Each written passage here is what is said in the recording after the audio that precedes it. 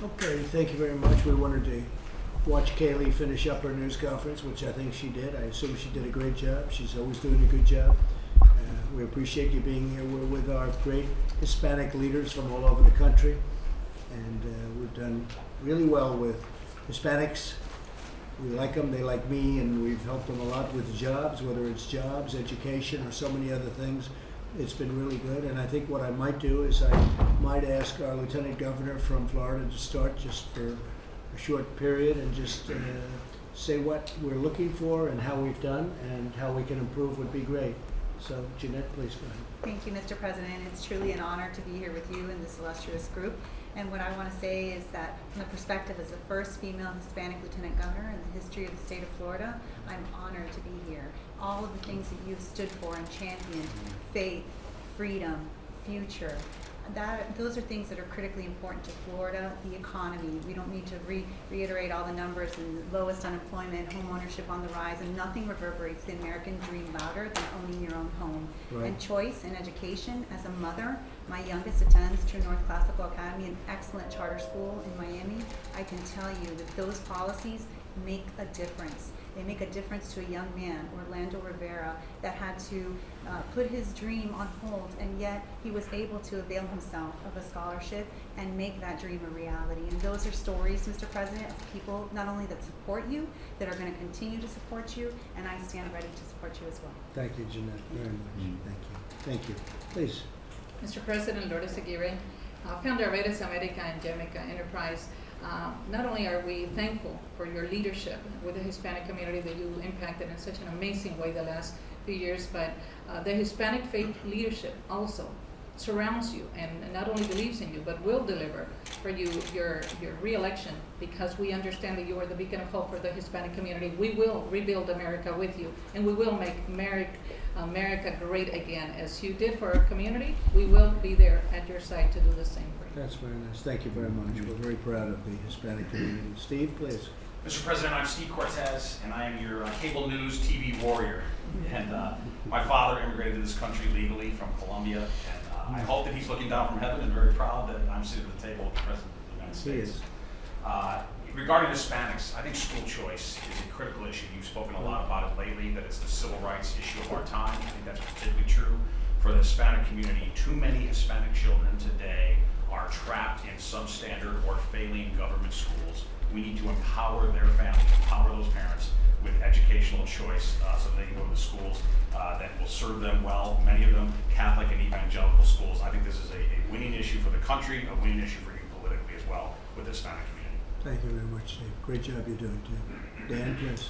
Well, Mr. President, thank you so much for this opportunity to dialogue with you on the priority issues for Latinos. Daniel Garza, president of the Libre Initiative, son of migrant farm workers who came from a small township called Garza Gonzalez, Nuevo León, Mexico. My parents came to America because they saw it as the promised land, and it was here where they achieved the American dream.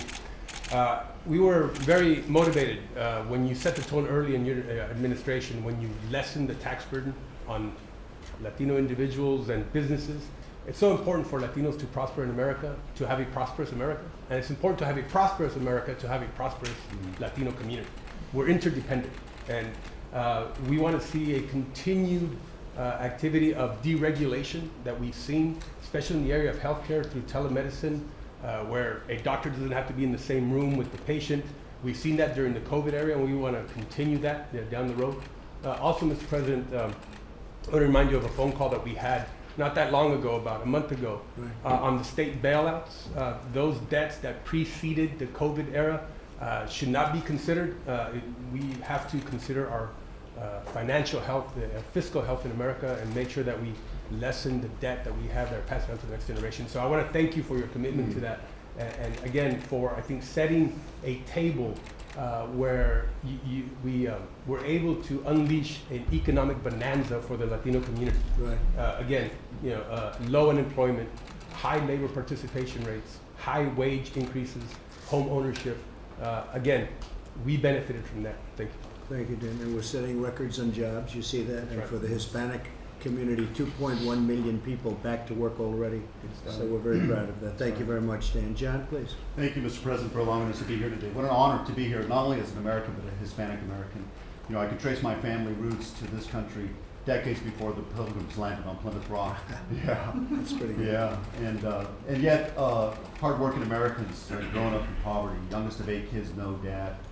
It was through those conservative American ideals, those that you are fighting for every single day. I was raised by this great woman who had the responsibility of raising 8 kids by herself. Great. No running water.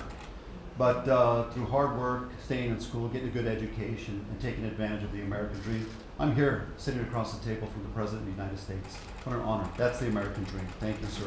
I want to say, coming from New Mexico, now the 3rd largest energy producing state in the country, some of the most richest producing oil fields in the world, rival, some say maybe more than Saudi Arabia. It is because of your policies, sir, that have unleashed American energy that makes this country now energy independence. And in New Mexico, that translates into jobs. And you know, the majority of those jobs, Mr. President, are Hispanic workers. They may not have a college education or a degree, but you know what? They're working in the oil field making $100,000 a year for their families. They're able to buy homes, send their kids to school, buy a truck. That's the American dream. And so I want to let you know, for the great state of New Mexico, the people, the Hispanics, the largest percentage of Hispanics of any state in the nation, we want to say thank you. And we hope that you continue with your second administration, sir, so that you continue to bring the American dream to all Americans, especially Hispanics. That's great, John. And you know, the wall is going up, and it's a big factor in New Mexico. We're giving you tremendous safety, security, like never before. But the wall is going up, and Yes, it's sir. going up. A big chunk of it is going up in New Mexico, so you It know is. that, and I know they're very happy about And that. they appreciate national security and public Right. safety. That big, beautiful wall, but it has big gates for people who want to enter our nation Absolutely. properly, legally. They're able to do it. Thank you, That's Mr. right. President. Thank you very much. Thank you. Appreciate it. Mr. President, thank you. Mario Rodriguez, Hispanic 100. First of all, as a son of a Korean Vietnam veteran, I want to thank you for what you've done for the veterans in this country. Thank you so Thank much. you I very remember my dad and mom complaining that it took them so long to get an appointment with the VA, and now you have taken care of that for them. For that, we thank you. Good. And also thank you for the opportunity zone, what you're doing on that. I'm building single-family homes in Santa Ana, which is the opportunity zone, and it's flourishing. And we're taking these areas that are downward areas, and they're gonna, in the next 5 years, you're going to see them flourish. It's going to be incredible what you're doing in the opportunity zones in this country. And one thing I can't thank you enough for what you tried to do for these DACA recipients. You put something on the table that was very fair. We run a mentorship program, and I spoke to one of my mentees, and she's a DACA recipient. And I put on the table what you had on it, your initiative, what you put forward. And I said, you tell me, and I don't want to forget about the politics, but you tell me if you think this is a fair start. And she said, absolutely. And what was really disappointing is the Democrats are using these young adults as political pawns, and that's just totally unacceptable. Well, we had a deal on DACA, and the Democrats broke it. But we had a deal; it was a done deal, and then they broke it. And now, as you know, we start the process all over again. But we're going to take care of DACA. They're not going to have anything to worry about. But we did have a deal on DACA, and the Democrats decided not to make the deal. So It was a very, very fair deal. it was a great It deal. really was very disheartening. We'll take care of it. Thank you very much. Thank you very much. Thank Appreciate you. it. Mr. President, good afternoon. Alfredo Ortiz, President and CEO of Job Creators Network, an organization that was started by Bernie Marcus, one of our greatest entrepreneur stories, started at Home Great Depot. guy. An amazing patriot and entrepreneur. We're proud to have created an organization over the past 10 years that literally went from zero to over 500,000 small business owners in this country. As you correctly identified, pretty much from the first day of your presidency, small business is not only the backbone of our country, but the backbone of our communities. Just before COVID, they were really experiencing some of the best growth they had ever seen. Hispanics, in particular, were seeing some of the best growth they had also seen from a small business perspective. In general, with the highest, some of the highest home ownership on record, as you know, lowest unemployment in history. It really had been an amazing run. I know we had this little blip in COVID, but as you just correctly identified, over 2 million jobs in the last 2 months were created that were actually Hispanic. And so we're very excited. I'm very excited to be here. Also from a personal perspective, I am the son of, I am a proud American of Mexican descent. I'm the Good. son of 2 immigrants. My dad was a tailor. My mom was a housekeeper. So to go from literally picking trash and cleaning toilets to sitting here having this conversation with you, only in this country does this happen. So That's I'm proud to be great. here. Well, we had a great gentleman here yesterday. You know that, right? President of Mexico, and we had a tremendous dialogue going. We're working very well with Mexico, as you know. Yes. A lot of people didn't think that was going to happen, and it happened beyond anybody's expectations, so it was really good. It's a great day. Brooke, would you like to say something? Well, thank you. It just strikes me, Steve talked about school choice, Daniel talked about deregulation, John talked about the energy independence, Mario talked about opportunity zones. You just finished talking about jobs. This is what you're fighting for. This is your vision, and to have seen it executed and implemented and the results over the last 3.5 years is really remarkable. So thank you all for being here and for being such warriors for the cause of liberty. Thank you very much. Thank you, Brooke, very much. Hello, Mr. President. My name is Eduardo Verástegui. I am an actor and a filmmaker. I am from Mexico, but I work in both Mexico and United States. So I produce films, and our mission is to make films that hopefully not only will entertain, but hopefully will make a difference in people's lives, because we know how media influence how people think. Thank you for your leadership in defending the unborn. As you know, Mexicans, the majority of Mexicans support the right to life, and thank you for defending life in America and in Latin America. Without a doubt, you are the best, the greatest pro-life president in the history of the United States. Thank you for that. Thank you for your leadership in the USMCA. I'm from Mexico, so I was very proud to what happened last night, and I'm very, it's a win-win for Mexico and the United States. And I'm convinced that very soon, Mexico will be the #1 partner trading of the United States. God bless you, and let's make Mexico, America, and Mexico great together. That's happening. Good God job. bless you. Thank you. Great job. Thank you. Thank you, Mr. President. Robert? Mr. President, what can I tell you? I'm so blessed to be here in the most prosperous country in the world, the greatest country in the world, and we're so blessed to have you as our leader as we continue to build this country and continue to make it the most prosperous nation in the world. I'm Bobby Nanway, 3rd generation. I'm CEO and president of Goya Foods Inc., a multi-billion-dollar company with facilities all over the United States, the Caribbean, and Spain. We have about 4,500 employees. We call La Gran Familia Goya, the Great Goya family. And these people, we haven't been back to work because we never stopped. We never stopped working.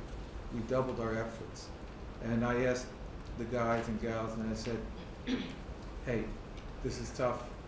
And they said, look, if we don't do it, nobody will. And they said, presente, they said, count on us. My grandfather left Spain at 18 years old on a steamship in 1904 with a lot of other European people who the economy over there was not the most prosperous in the world. So they came to he came to the United States through Puerto Rico. In 1936, he was importing products from Spain. That was the Spanish Civil War. That dried up. He established Goya Foods on Duane Street in Manhattan. At that time, it was a butter and egg market. Now you have Boulay and all these great restaurants and all the marvelous things in New York. But anyway, we're all over the United States. And the United States, after Mexico, is the largest Hispanic country in the world. By 2050, we will be 1/3 of the population. Prosperity is what we need to faith in God, prosperity, to work hard and to build. You are an incredible builder, and that I tell our people, our family, look, we're just beginning, because as the country grows, as the Hispanic community grows, we continue to grow, and that is the American dream. That's our success in our future. Thank you. Great job. Really great job. So we'll be speaking outside in a little while in the Rose Garden, and I look forward to seeing you out there, media, and thank you all very much. And you folks are invited. Let's go. You're invited.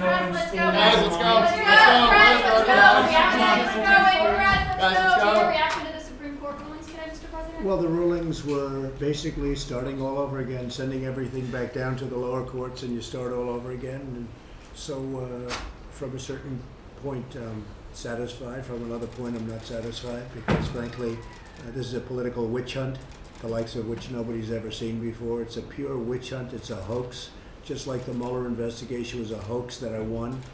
And this is another hoax. This is purely political. I win at the federal level, and we won very decisively, and so they send it into New York. And you know what's going on in New York. Everyone's leaving. It's turned out to be a hellhole, and they better do something about it because people are leaving New York. But this is a political witch hunt. It just continues. It's been from before I got here, when Obama and Biden and everybody else was spying on my campaign illegally. They were illegally spying on my campaign. And that's a very grave crime. It's the biggest political crime in the history of our country. And I want to thank the Hispanic Americans for being with me. You're great people. Thank you very much. All right, guys.